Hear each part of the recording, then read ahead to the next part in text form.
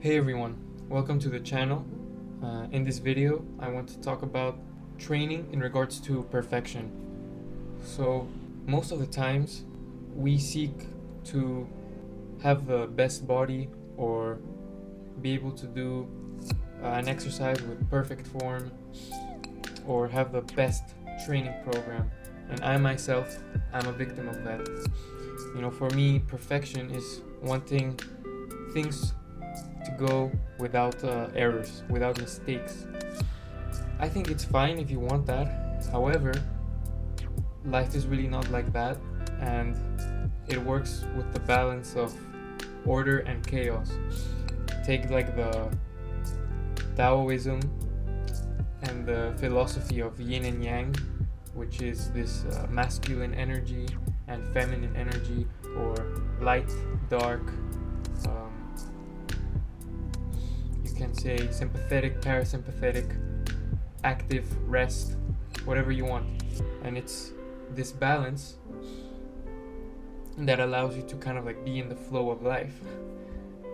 I don't want to get too philosophical or spiritual in this, but when it comes to training, I think it's important to not overthink things like your exercise programs, exercise selection, your form, and maybe even your progress. I mean, these are all things that are very important when it comes to your training, as you want to measure and want to be sure where you're at and if you're progressing, which is completely fine.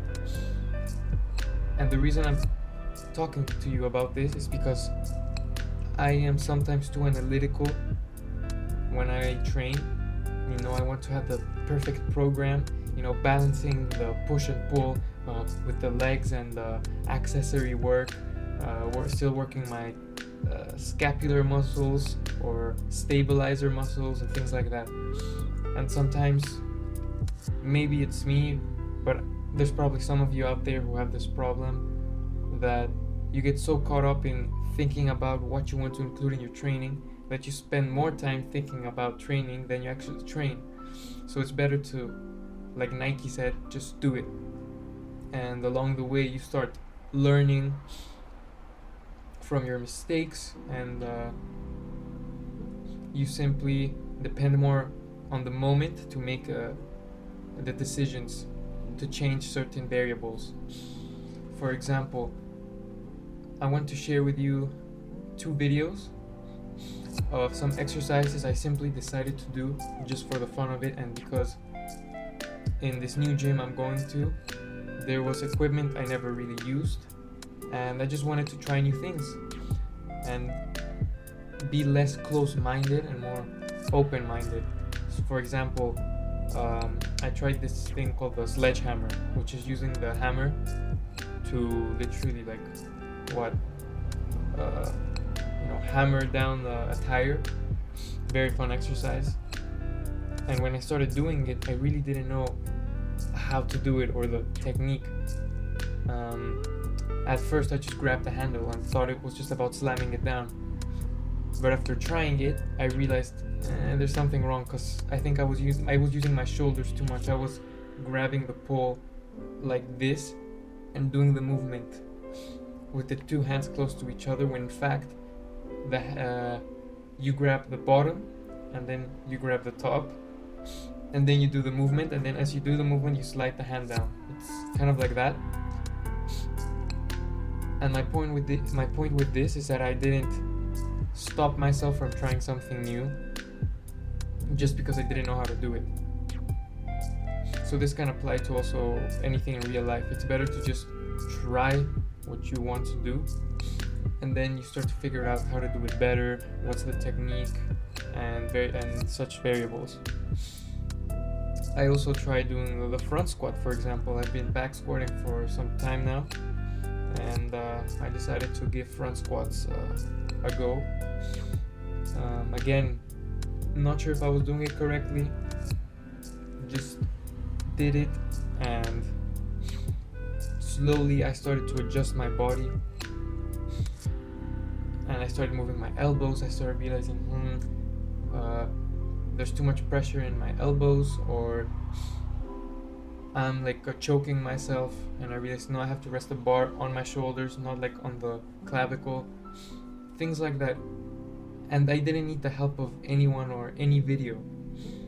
Oftentimes we always want to look at tutorials or sites or videos to instruct us, which is a good thing. However, I think depending too much on this kind of